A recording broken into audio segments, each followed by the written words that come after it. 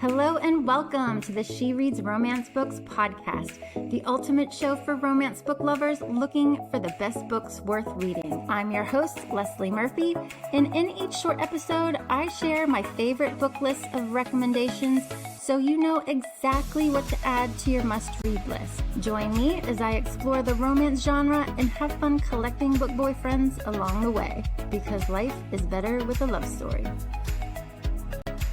Hello, everyone. So happy that you're joining me here on the She Reads Romance Books podcast.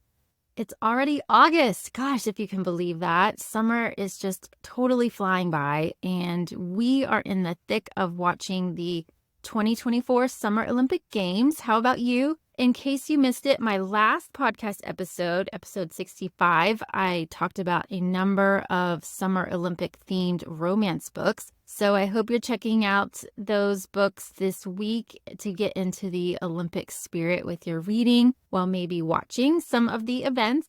But for today's episode, I am going to talk about the books that I read in July and tell you what I really think of them. I do this each and every month, giving you the inside scoop on some of the latest new releases and some throwback titles so you know what books you should add to your TBR list and which books you should just, quite frankly, skip.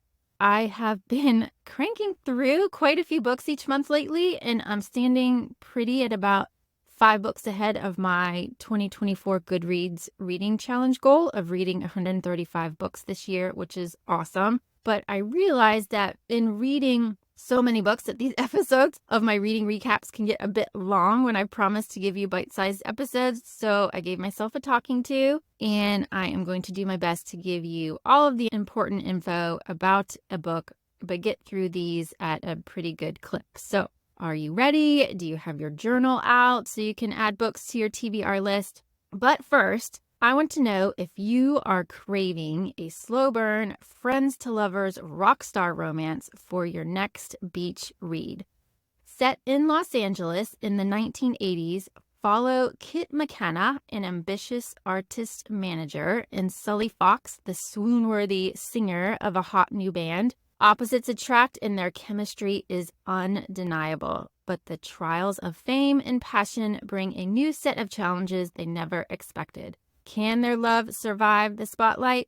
Grab your copy of Star Maker by Jessa Nevins today and let the music and romance sweep you away. This book is now available on Amazon and Kindle Unlimited, so be sure to check out this rockstar romance by Jessa. It sounds amazing.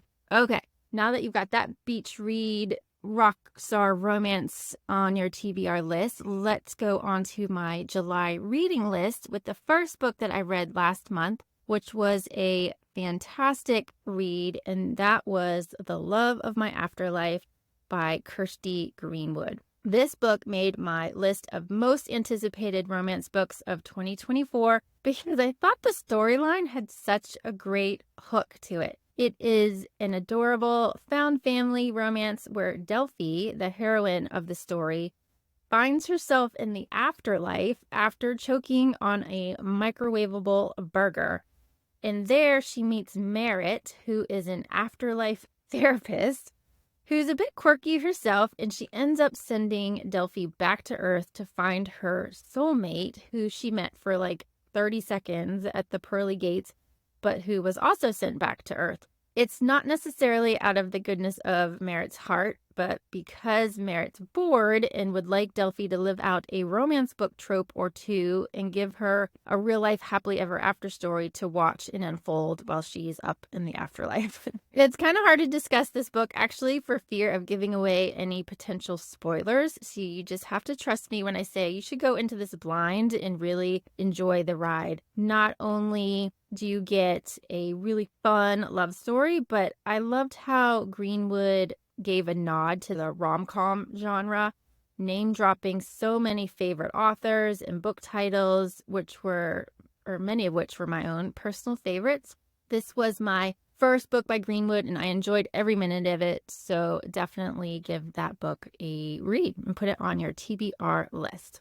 Next up on my reading list was The Rule Book by Sarah Adams, and man, did this book totally steal a spot as my favorite Sarah Adams book I loved it so much, and I'm adding it to my list of best romance books of 2024.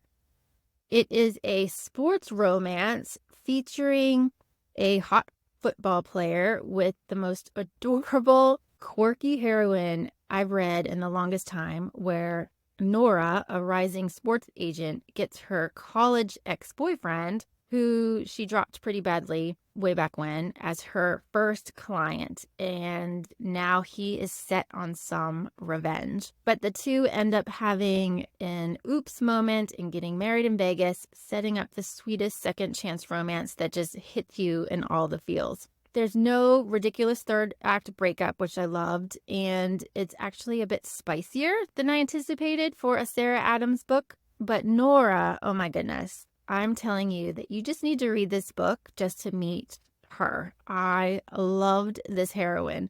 I seriously couldn't flip the pages fast enough to get to her next hilarious turn of phrase or just quirky way of talking or diffusing a situation.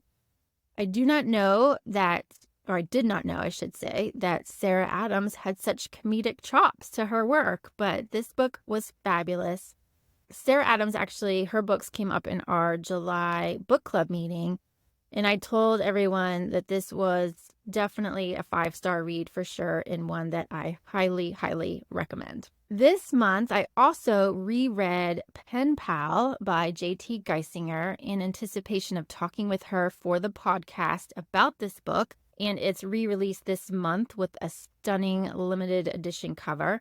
You can catch that interview in episode 63, and you definitely should because she was so amazing to talk to.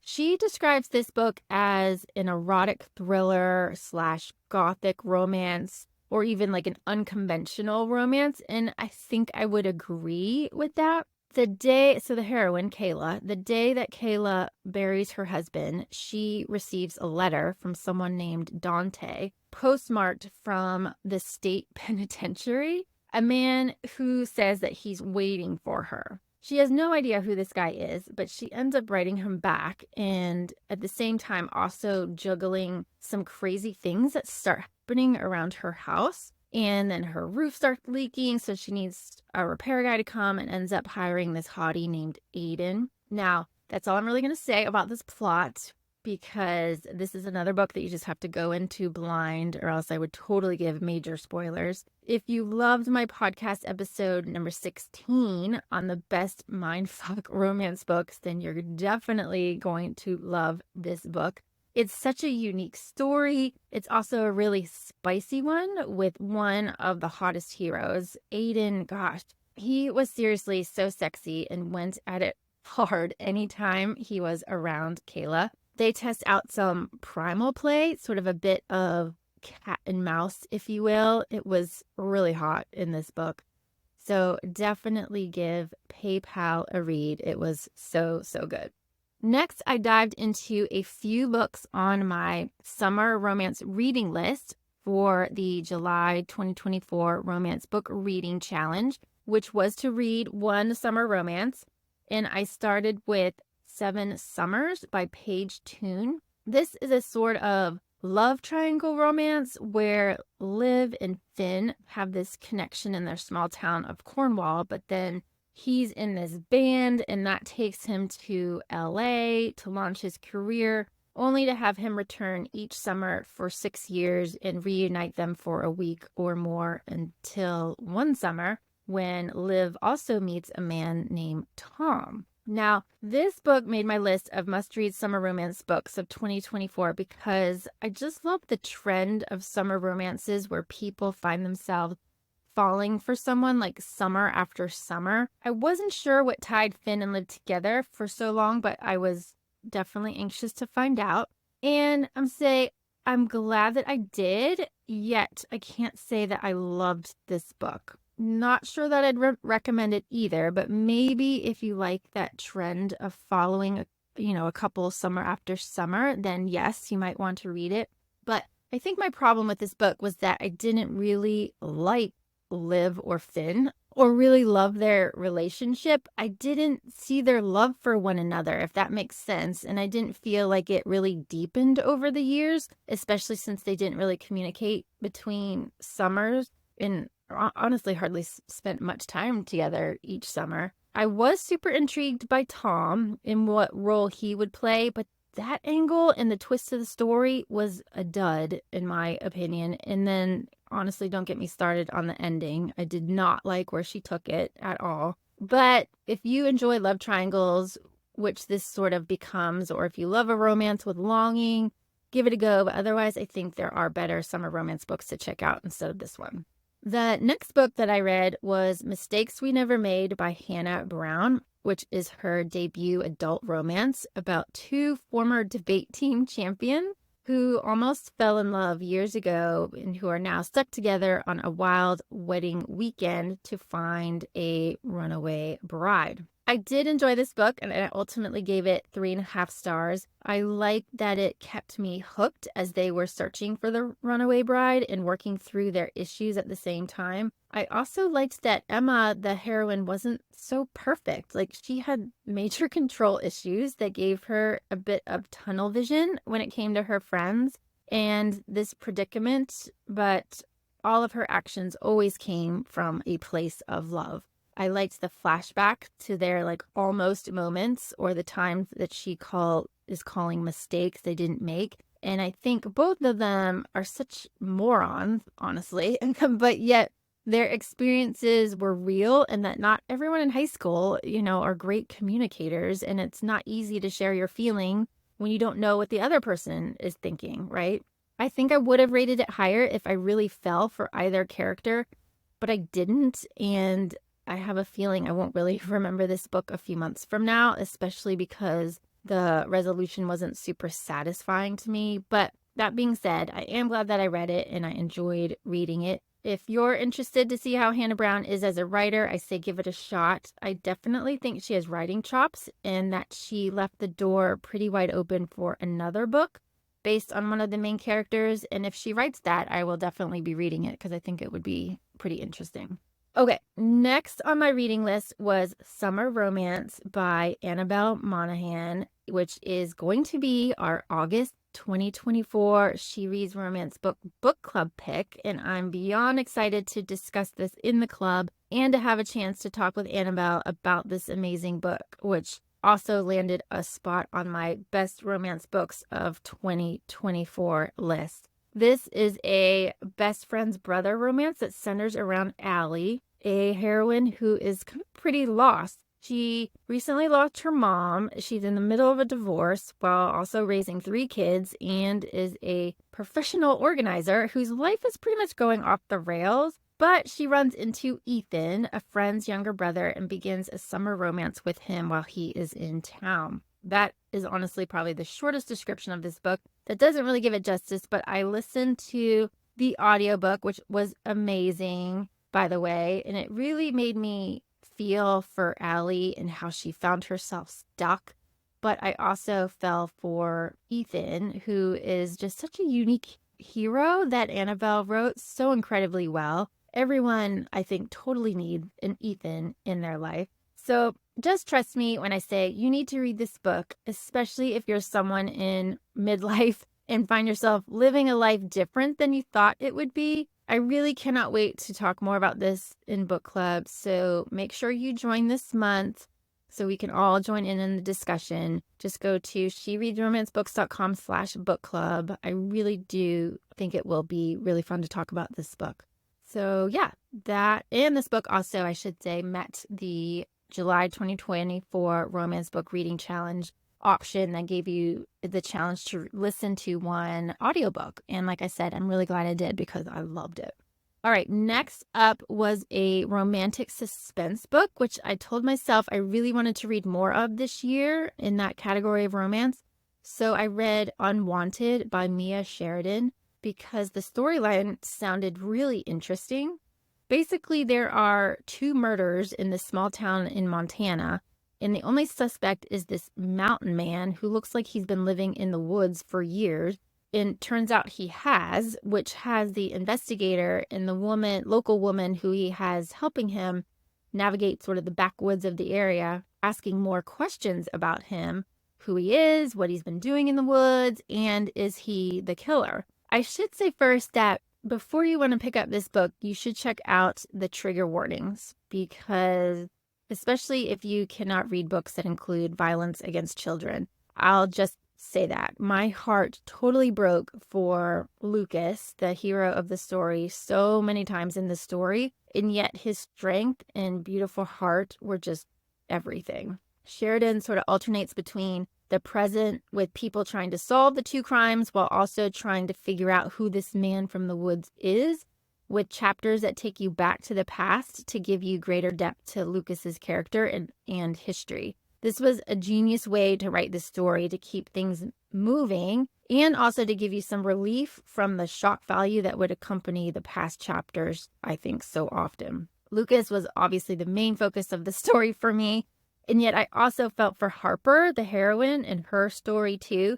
She was a woman who had to overcome her own atrocities and hardships, and the way they found each other was really beautiful, totally unexpected, and yet so incredibly unique too. If you enjoy romantic suspense, a virgin hero who will totally steal your heart, and a love story so deserving, then you'll want to add this to your TBR list. Next up was Julie Soto's sophomore novel, Not Another Love Song. I was so excited to read this after loving her debut novel, Forget Me Not, from last year. This one, I'll say, was or is really hard for me to review because I was kind of all over the place with it, to be honest. I ultimately gave it 3.5/4 stars, but I wasn't loving it at the beginning, to be honest. I would call it a rivals to lovers romance, but really a book about two amazing musicians in the New York Pops Orchestra. One, a child prodigy turned sort of rock star with his cello, and a 22-year-old phenom at the violin. Because they worked together, I also kind of counted it towards this month's trope challenge in the Romance Book Reading Challenge, which was to read an office romance. I thought this book had a really great opening with Gwen, the heroine, finally becoming someone on Xander, the hero's radar after playing at a wedding that he was a groomsman in. I found things slowed a bit for the next several chapters, then it really focused a lot on Xander's reactions to Gwen, which he was a real jerk. I'm not sure if his social awkwardness or just poor communication were just arrogance, or a fact that he was a musical genius and wasn't really adept at social interactions given his history and upbringing, but it made it really hard to connect with him at first and to believe that Gwen would really fall for him so quickly. But then I also had to remember how young they were. I mean, Gwen was only 22, in that really neither of them had any solid parental or adult guidance from people who truly had their back. And that really broke my heart, actually, for both of them. But when they finally got to the point where they got together, the novel really changed for me, and it was incredible. That initial scene will be burned into my brain forever when they come together. And Xander's about face with his actions and his words toward Gwen really made me finally fall for the man at that point. Overall, I was fascinated that this book centered around an orchestra, the music, and some incredible musicians, as well as like the crazy politics and selfish behavior that probably goes along with that. If you liked Soto's previous novel, then I say definitely give it a read. I am definitely looking forward to actually reading her Romantasy, which is going to be her next release to drop next year. So that will be really cool. Okay, next up, I dived into my advanced reader copy of Business Casual by B.K. Borison, and I loved it, and will also be adding it to my list of best romance books of 2024, so definitely one to add to your TBR list. This is the fourth book in her Lovelight Farm series, but I think you can read it as a standalone if you haven't read any of the previous three books. It's a small town romance that begins with a one-night stand between Charlie, a hero with ADHD who's in town to help run the Christmas tree farm while his sister is on honeymoon, and Nova, a tattoo artist who is working to open up her own tattoo parlor in town. But this one-night stand turns into a secret relationship that was just so completely swoon-worthy. This book honestly didn't need any over-the-top angst. a crazy third act breakup or even excessive drama to make it just a really unforgettable read. It's, I would say, simple I mean that in the best of ways. It's a simple love story between two people who didn't think that they were up for a relationship, but makes you believe in soulmates and happily ever afters and reaffirms why I just love reading romance so dang much.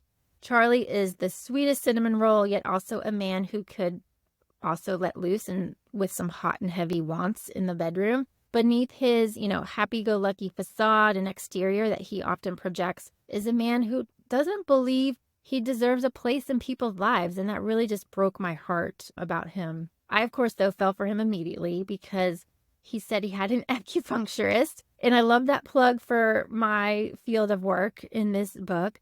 I loved Charlie's nickname for Nova. I loved their banter, the flirting, and the hilarious texting between the two, and of course, the tattoos and the ending. It's so, so good. I have a feeling I'll be thinking about these characters, their bravery, and their love for a long time after reading this. So highly recommend Business Casual. I cannot believe it took me so long to read this next book on my list, which was The Selection by Kiera Cass, a super popular young adult fantasy romance.